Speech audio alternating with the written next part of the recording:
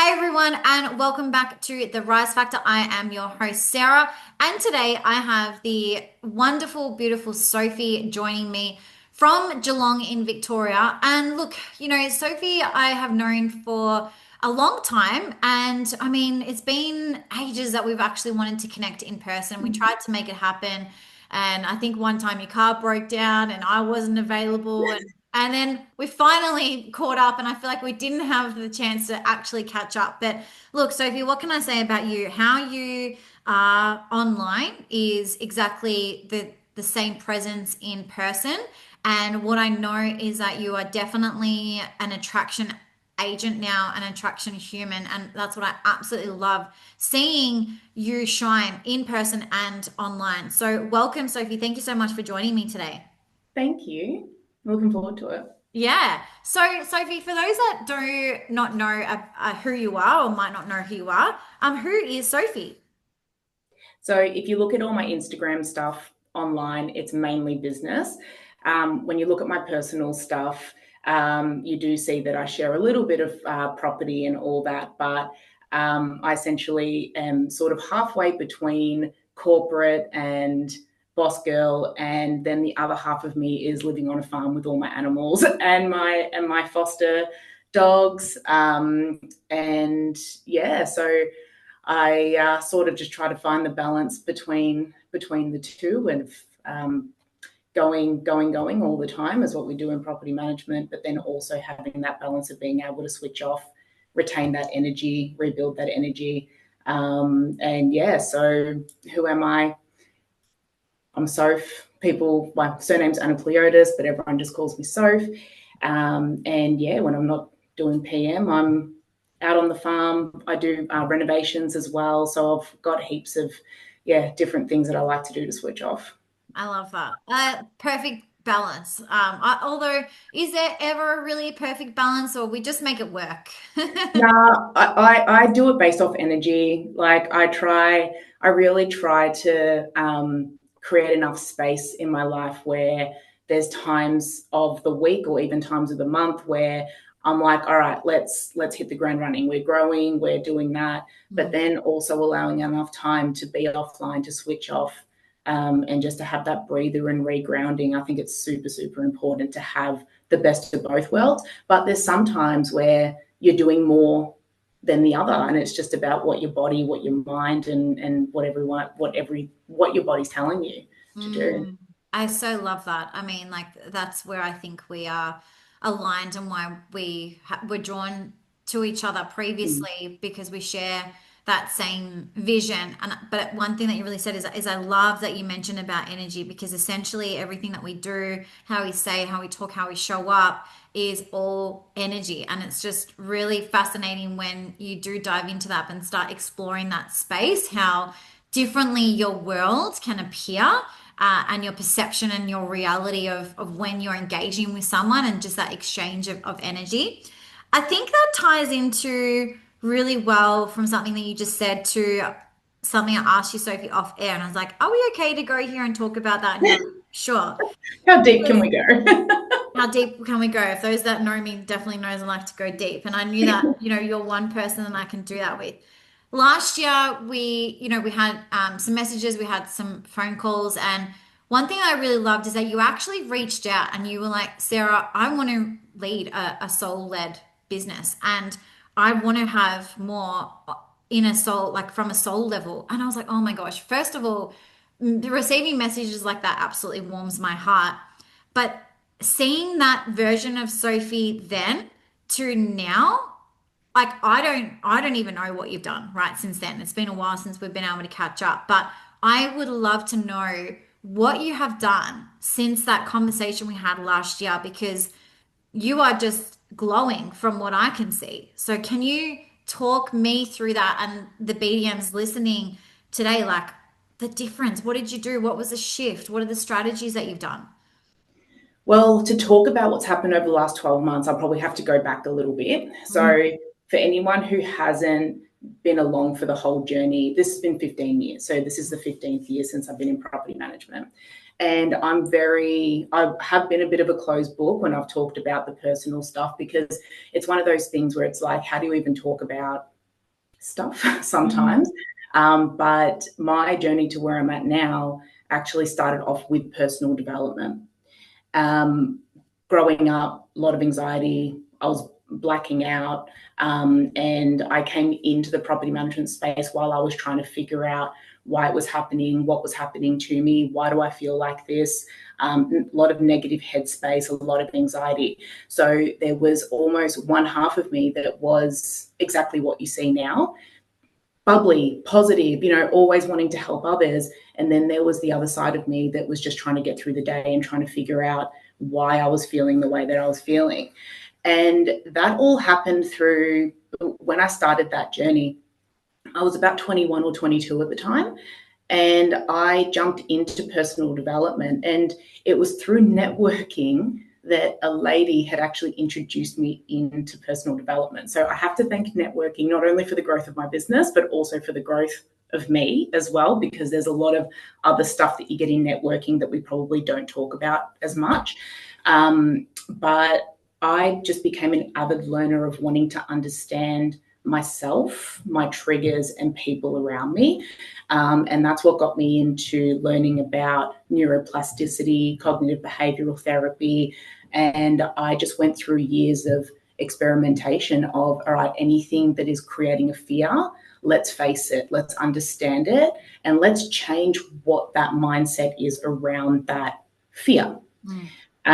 So this for me has been an ongoing thing, and we all have fears that we face every day, and some of them are different. Some of like no one's journey is ever the same, but there are things that we learn along the way that can definitely help us on that personal level.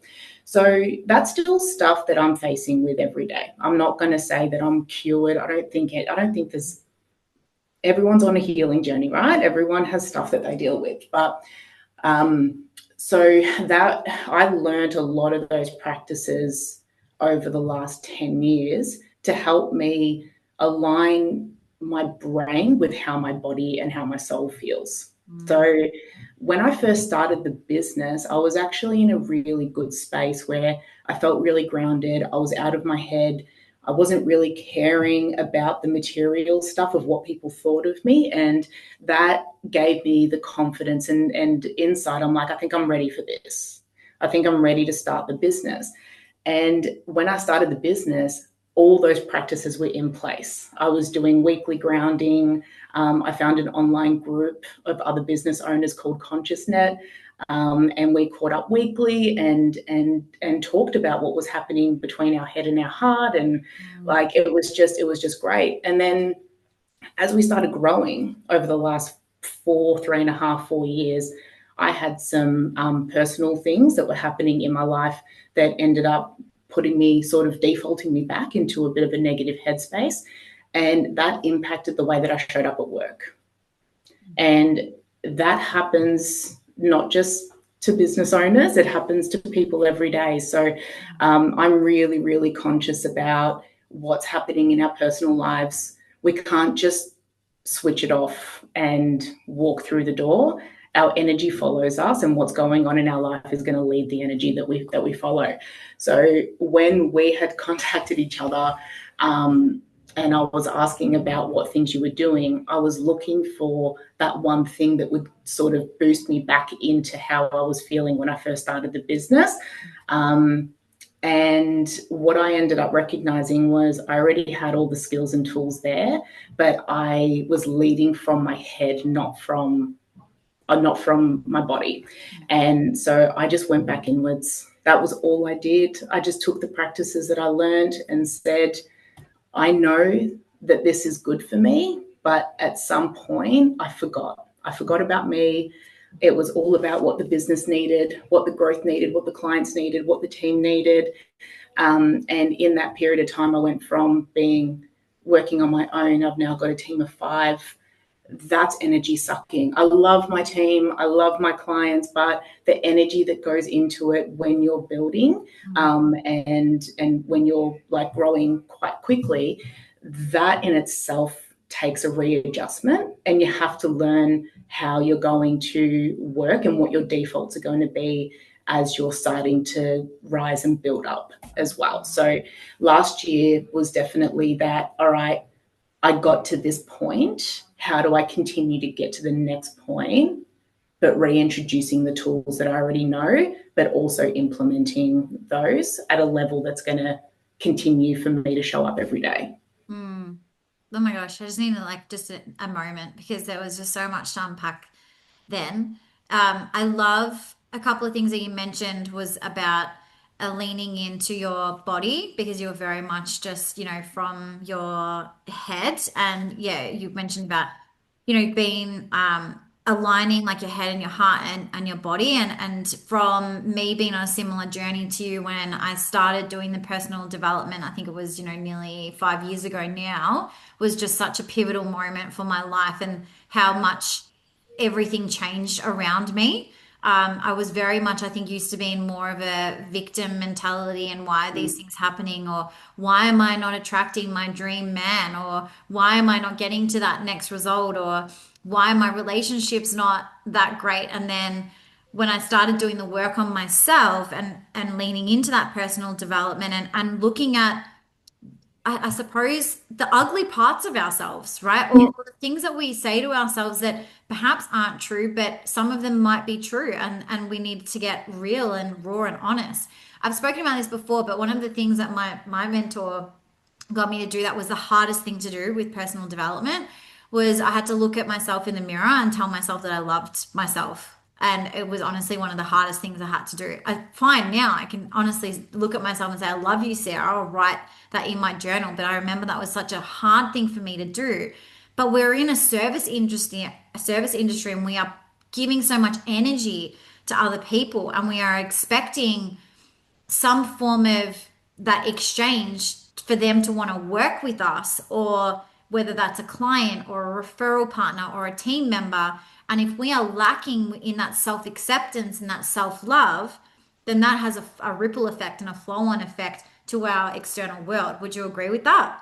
Absolutely. And what I found when I went through that period of growth last year, I struggled to put myself first. And that was the one thing, if I had to pin it down to one thing, it was because I decided to put myself last. Mm. And that was the worst thing that I could have done at a period of growth, because I went from having a full cup to having an absolute empty cup. And when you're in a period of growth, you need your cup to be full. You need that energy to continue to stay so you can show up for the people around you, not only professionally, but personally as well. Yeah. And I know that, yeah, two of the things that went sideways for me was exercise. That was just a ritual. It was just a non-negotiable for me. Mm. Just get up, go to the gym and get it done.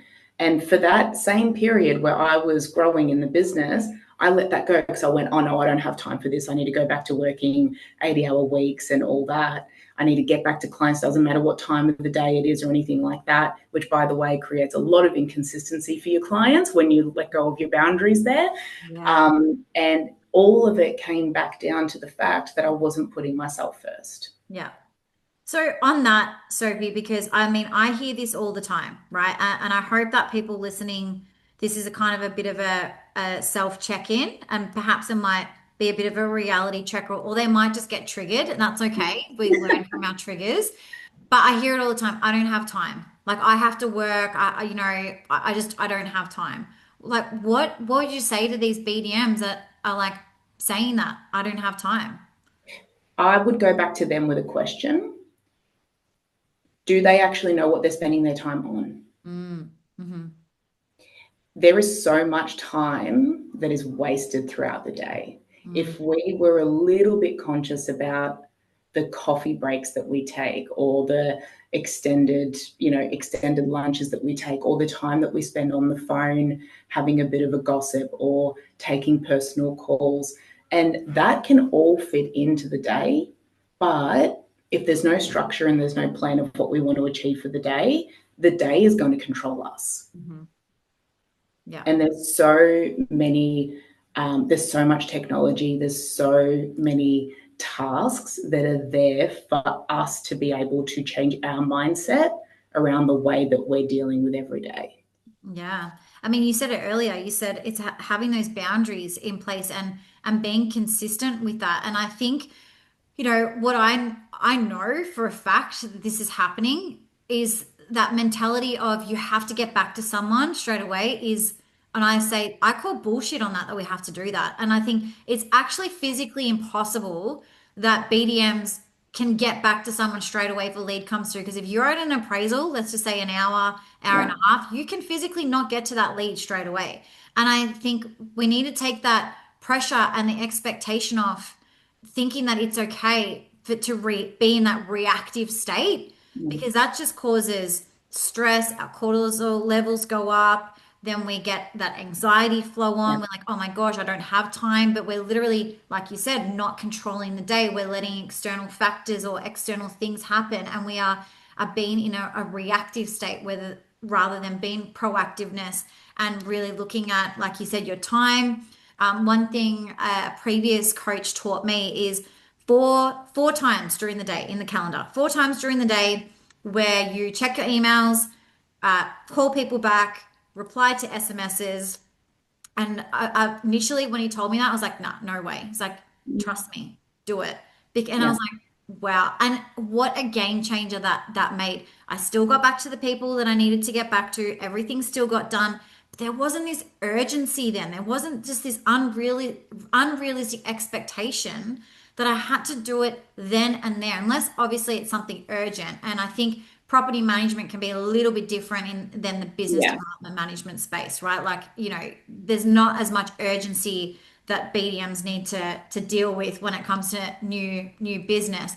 But it's, yeah, really being clear on those boundaries. And that was just a small little thing that I did, which was a game changer. So do you have something like a strategy that you would suggest for BDMs to do to help them create those boundaries? I've had to try and create the strategies because I am the worst when it comes to getting back to people. I am the worst when it comes to email management. And there's no word of a lie. Like anyone that knows me, they're like, how can you be talking about efficiency and email management when you hate being behind a computer? The one thing that I realize with myself is I'm not responding to emails and text messages generally during the day, unless it's something that's scheduled during the day. Mm. And this comes down to energy levels. I am best first thing in the morning. So I get up at 5:30, I check my emails, I check the stuff that I need to do with the day, anything that the team needs. I'm doing that before I head off and go to the gym. I call during the day, it is reactive. There's only so much that you can do in a day when you have the phone calls coming in and all that sort of thing, especially if you're working in BDM, you want to try and help people. The pre-purchase consultation side of my business and the investor support side of my business takes up a lot of my day now. So between that and the team help and the team management side of it, that really takes up my day. At night time is when I'm actually responding back to emails. Yeah. So I've got an autoresponder that says, if like this is the way to go. If you are a tenant or an existing owner and you've contacted my email, this is the path. This is the pathway for us to help you. And again, it's just managing expectations and boundaries. But I also have automations within my email. So then when I get into my emails, it's in there to respond. An email's already drafted. I can add my personalized touch to it and it's sent. And that's how I've been able to manage that side of it. When it comes to SMS, when it comes to WhatsApp and all that, you can send a voice note to someone and say, thank you so much for reaching out. This is what I do on days when I'm on the road. So if I've had someone reach out, and because we get quite a high volume of new business calls now, and if I haven't gotten back to them in a couple of hours, I think being an attraction agent, there's a little bit more leniency because they already have seen me, they know me online. And when they hear that voice and I'm like, thank you so much for reaching out. Sorry, I didn't get back to you within business hours. You let me know at a time that suits you tomorrow, or let's skip the phone tag. Here's a link and you can book into my calendar for a phone call. And that can either be phone call or video. And it just, people don't really mind about waiting. or they don't mind as long as they know what the next steps are. If they're left not knowing, then that can create more frustration than anything else. So it doesn't have to be responding to the email right away. Yeah. But you can say, I've acknowledged your email. I've been on the road. Thanks so much for getting back to me. I'm going to send you an email, but if you want to jump on the phone, more than happy. So, we live in a world now where we've got so much tech and so much that we can create boundaries, but then it's the follow through and making sure that if you say that you're going to do something, it's going to be done at that time. And again, I struggle with it. Sometimes we get busy. Sometimes, things throw us completely off and then we don't get back to it. But if we have that intention, and as you said, setting up the calendar where you're like, all right, oh, wow, I didn't get through to my second and third calls, but I'm going to just allocate an hour and get back to everyone at the end of the day. Yeah. You're setting yourself up for as much success as possible, even if you do miss, if something came in and it took priority of responding to emails at that day. Like, we're not perfect. Sure. Yeah. And it's just working. It's just finding out what works best for us. I love that. I love those couple of items that you suggested in terms of, the autos for your emails. Joe Shannon, at the PM Summit was even showing, us about the automation and so much tech that's available now, or even if you've got an iPhone to have different, what's it called? What's the word I'm looking for? Auto replies, like you can do not disturb so that different messages come up. And I thought like that was genius. So people are still hearing from you, but you're just telling them, hey, like, thank you for the call or the message. This is the next step to be able to connect further. Like, I will call you by the end of the day, or here's a link, like you said. I think that's brilliant. One thing that I've suggested in the office that I'm working with is with leads that are coming in, and if their BDMs are out, for their receptionist to actually send an intro video to the potential lead and getting them to reply back to that email with what they're looking for, so that when that BDM calls, it's not such a cold phone call. They've already got something to talk about. So I think it's just looking at these things that again, it's like that proactiveness, and it's taking some of that pressure off the BDM, but that person is still getting contacted with, and they're seeing the face of a BDM. So one thing that you said, Sophie, is that you're an attraction agent now and you're getting high volume of leads. So what I suppose we're in a new financial year now. Can we talk about some things over the last financial year in terms of perhaps some stats, if you're happy to share them, in terms of the business trajectory and how that's gone now for you? Well, I'm going to start off by saying last financial year to this financial year, we almost shut the doors in new business. And the reason why I did that, we still took on business, but we had a year of growth that we ended up doubling the business in 12 months' time, which is amazing. Great pat on the back, but it was chaos. Yeah. And I can deal with a certain amount of chaos, but if I'm not, again, I didn't start the business to have it as an asset to sell. I grew it because I enjoy doing it. I love falling on my face and learning about how to do it. Why did this happen? I love doing it. And that's the reason why this business and the energy that I bring into it has grown to what it is. And the team that we have are absolutely amazing as well. But there is one guarantee that I have with my clients, and it's a value guarantee that I have as well, is they don't feel as special as the day that they signed up with us, then we're not doing our job.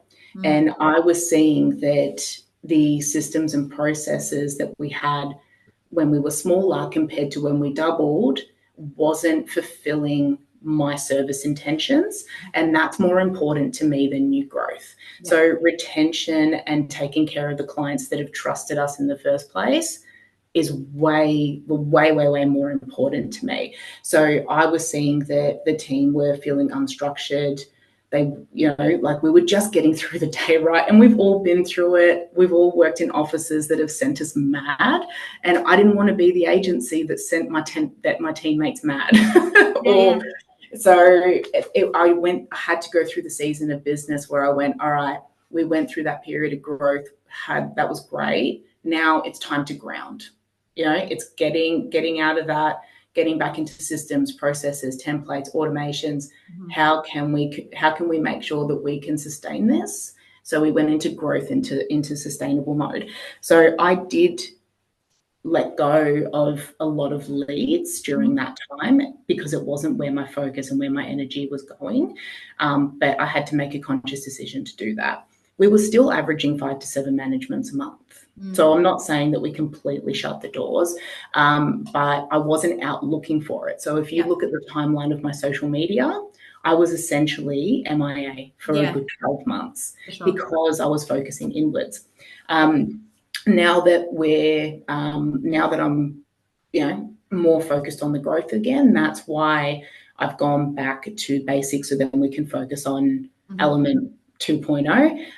So then we can get it up to that next level of growth, because we've all got the capacity to, and I'm in the hiring process at the moment as well, because I was able to sit back and identify what gaps were missing in the business. Yeah, it's so exciting. So, oh gosh, again, so much to unpack then. I love that, first of all, from business owner perspective, you identified where you needed to go inward. I feel like a lot of, not just business owners, but a lot of BDMs don't spend the time to do that. They're always on the wheel, but they're not taking a step back and actually looking at how to refine or define their systems, their processes, their collateral. Like, I know some agencies who are using the same listing presentation from 2 3 years ago, right? Like, and I look at my business now, like I'm constantly changing my marketing material. Like, my website gets done every 12 months because we evolve. And so our imaging and things that we do need to evolve, but you need to take that time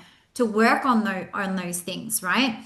The other thing I think we can identify is there's different seasons as well in real estate. Like, right now, we're gearing up for spring, and December, January are typically the busiest times of the year in property management. So, looking at, okay, perhaps we've just come out of winter mode, which could be more refining, defining, looking at your procedures, getting things set up, and now it's like go time again, and identifying those different seasons to pull back when you need to be able to adapt and pivot and come up with your action plan going forward as well for the new financial year.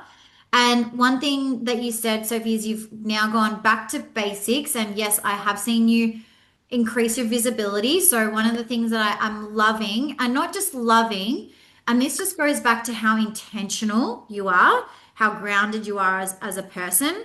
Your quality of videos with the information that you are sharing, honestly, is next level. I have not, and I'm honestly saying this, I am not seeing anyone else in the industry right now across Australia and New Zealand speak about the things that you were speaking about to the extent that you were speaking about. So I think, first of all, like, well done. I just want to give a massive, like, well done to you, and just say, like, how amazed I am of you, and you showing up every day just makes me happy to see your face. But, like, can we just dive deep into that? Like, what is your thought process around the videos and the topics that you're sharing, and the recording? Like, for anyone who's like, oh, well, how do I do that? Or I don't know where to start, or I don't know what kind of message that I want to share. Can you help them out with this? Yeah, for sure. And what I recognized within myself was, what are people attracted to? Like, when a conversation starts with a new client, what are the things that they want me to answer, or where do the conversations usually go?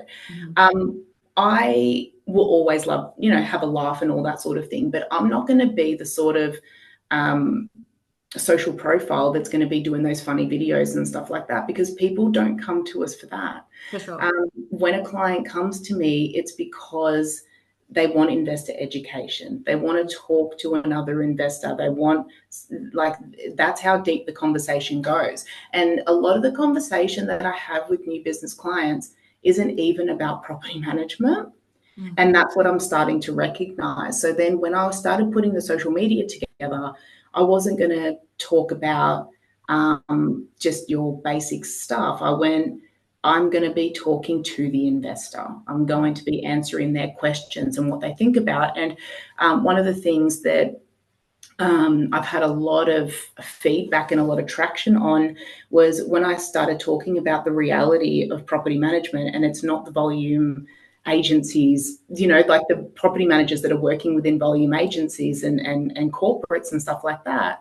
It's not their fault and don't blame them. It's the system that we're working through, and I got a lot of feedback, and property owners as well have said, I actually really love my property manager, but she's not in a position, or he's not in a position to give me the level of service that I'm now after.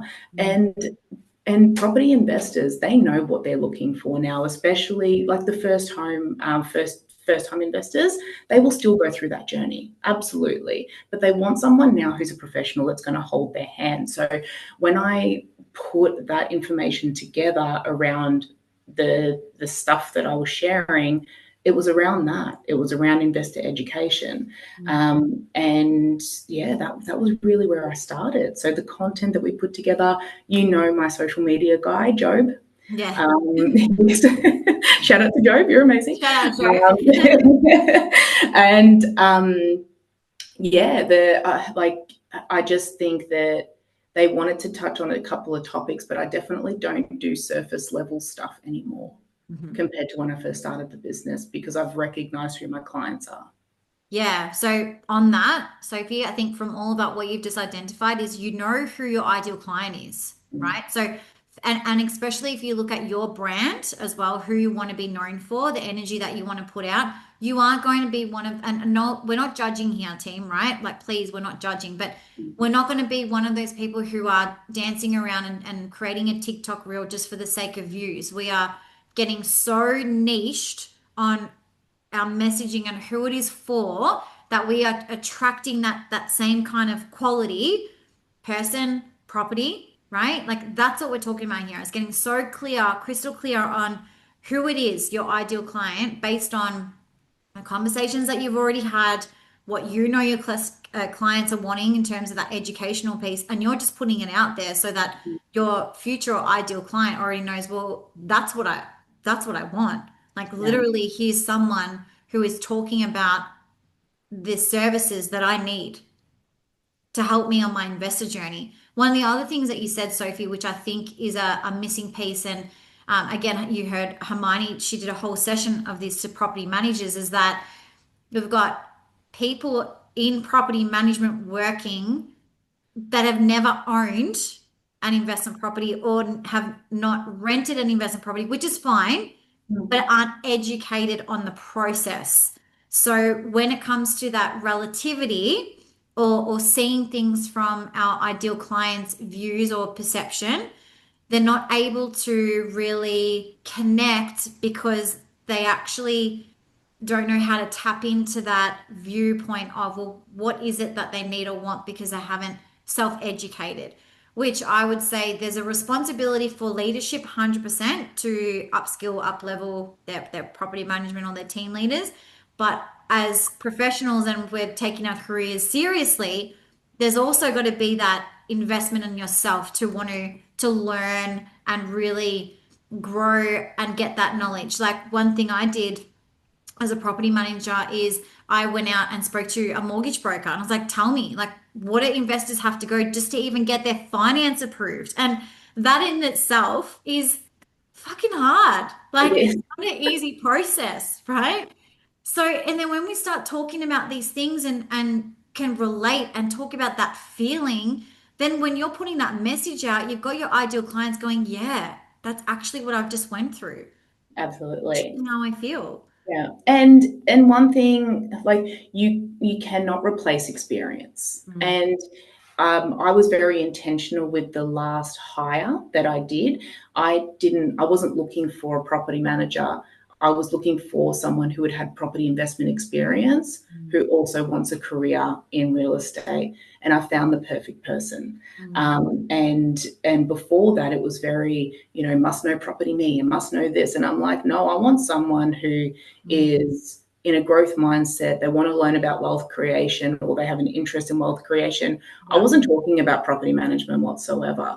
And then the next hire, I know that they're going to come in at more of a junior level, but you can teach that stuff. And we have a lot of, again, we're dealing with investors every day, right? Like, what is the harm on saying, hey, can you tell me your journey on how you got here?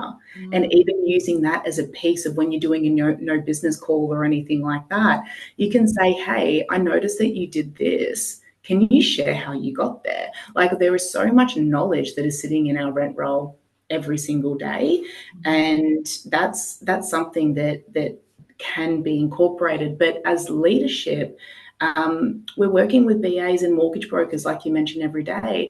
Why not bring them in and actually give a training and development piece to the team, so then they can learn as well? One of our buyers agents has actually offered to come in and go through the process of purchasing a property, and even sharing insights into their own portfolio, how much, what their cash flow is looking like, all that. Because from a property manager's perspective, when we're sending the maintenance request, oh, it's just $500. Where are they getting that $500 from? They're thinking about all the other things in the back of their mind. Yeah. But having that foresight before contacting them, we can have different conversations with them. For sure. I mean, I've been pretty honest with my journey. I was an accidental investor, you could call it. So I purchased a property and then I found a partner. So I then converted my owner occupied property to my investment property. And it was negatively geared for, well, how long did I hold on to it? 5 years. So that investment property, I had to put in an extra $16,000 every year. And so if you don't understand that from an investor perspective, it is very hard to have those conversations when it comes to maintenance, or and even myself, like how educated I am, I still felt that, when I got that phone call from my property manager, hey, your tenant's called and the laundry door handle is broken. And I'm thinking, fuck, that's still $250, Yeah. $250 on top of the $16,000 that I'm already forking out every year. So it's that awareness piece, right? So that we can get educated. A simple thing now, and geez, AI and tech is so cool. I would encourage anyone listening, and BDMs, if you haven't done this before, ask ChatGPT to help you create a spreadsheet of the actual costs to hold an investment property, and see, so that you've got a calculator or a tool there that you can have these conversations with your current landlords or potential landlords and come up with a plan for them, not just right now for their property, but what does that look like in 5 years' time, in 10 years' time? Because this is what I'm hoping to see, Sophie, and I'll share it with you live here. I'm hoping to see us as a industry professionals, and especially BDMs, go from looking at not just how you can help the client now, so how we can list and lease it and market it now, but what does that look like for them in 12 months' time, 5 years' time, 10 years' time? Because then if we are actually understanding what they're wanting and can already articulate what that journey is going to look like for them, those fees that we're all going like think that it matters, it's not going to matter, because you're actually showing them, hey, in 5 years' time, the value of your property is going to go up X. Your rental amount is also going to go up X, which means their costs every year decreases, right? Which means that their revenue is going to increase. So those holding costs become less and less and less. And your buyer advisors will tell you this as well. Like, that's when the property eventually becomes profitable. I think it's around 10 years time that you can start seeing like net growth on Yeah. your investment properties. But yes, we're not financial advisors or anything, but as BDMs or market leaders, we should be knowing what's happening in our marketplace. So there's no reason why we can't give our opinion on what trends we are seeing in the marketplace and start having these strategy conversations with our investors. Do you think that's where also you would love to see more of that happening in our space? Yeah, and that's the area that we've specialized in, and where I think, again, going back to that investor education, we can't expect every property manager to know this, but we've got AI, we've got tech, and we've got like really great resources within our investors and our partners alone that we can be curious and find out a lot of this information. So going from my experience of working in a standard property management agency, just your everyday, Mhm. all that, we need to be really, really careful about the traditional model Mm. and not offering these services, because traditional models can now be replaced with tech and AI. Mhm. Yeah. We are no longer admin people, we are property managers, and we need to remember what an investor comes to us for, and it's for their property to be effectively managed. And that's not just pushing emails back and forth and arranging maintenance. When that maintenance comes in, they expect it to be troubleshooted, they expect it to be filtered, they expect to know that they have to spend the money on this, Mhm. or they wouldn't have received it. Not just a, hey, what do you want to do about it? They don't Yeah. want to think, they want to invest. Yeah. they're Um, they're focused on their energy as well. for sure. Do you remember, Sophie, I said at the PM summit, I was like, my property manager doesn't answer the phone. She Mm, doesn't call. And I actually had one of my speaker feedback cards. This was the only, I wouldn't say it was negative review, but one of the speaker feedback cards said, Sarah, we're dealing with hundreds of tenants every day. We can't call everyone back. And I thought, is that a limiting mindset? Because and you know, my talk was, mm, well, those tenants in your portfolio are potentially could be a landlord or one of your future landlords. And I think when we're talking about AI and replacement, if we're not making those calls, someone can push a button and reply then back to who an is? email, right? Yeah. Like what you said, you've already got someone helping you with templating your emails. So I think like when you say back to basics is if we're not doing those basic things and having conversations with our clients that pay us money and require and have an expectation from us, because our clients aren't just our landlords, they are our tenants, then there's some serious work to do. And I feel like you're going to get left behind if you can't even do those basic fundamental things that is required in property management to move Yeah. forward. But if we really break down the reason why they're calling, it's generally because of maintenance Mm, or another request that's come in. So whether it's a pet request or something like that. yeah. If we had the right systems and processes in there for them to be able to log in and see where it's at, to be able to get email responses, Mhm. and for them to be able to get the information, the phone calls, the reactive phone calls that are coming in is actually going to be less. And that's where there are techs like Tarpy Yeah. now that can help Sure. with the troubleshooting and all that. So I think I agree that the volume of calls can be depending on, I looked at my phone and everyone's stuff this morning and I was like, oh, we're actually having a really quiet day. That's amazing. Yeah. So we're going to feel more productive. And then we go through weeks where we're like, where's the full moon? Like, this is nuts. Like, what is going on? We're in a retrograde. It's all happening right now. So we just got to lay low and get through it. So you do go through those seasons as well. But if you identify why they're calling, it'll be easier to just go, all right, if it's just maintenance, let's just focus on maintenance. We don't have to solve all the problems. Yeah. Let's just do one section at a time. So then we can get back on the phones and build that relationship, but not heavily relying on the time that we're taking to respond to emails and things like that. And Yeah. one of the things that I'm going through at the moment is, like, because I do the investor support services, we have been taking on a high volume of properties that require high volume work, Mm, renovations, a lot of maintenance. They're older properties because that's the price point that investors are buying in Geelong at the moment. So mm. that has actually increased our maintenance Yeah. dramatically. And I'm like, okay, I created this. Whoops. But what can we do to make sure that that we're identifying as much as possible so it's not reactive, but also what process do we have in place to make sure that we can get stuff done quickly and it's not sitting there. And that was something that I had to go through. We don't like there's always going to be things that pop up that are going to take our time, and if it takes our time and we allow it, it's going to demand it, and that's pretty much it.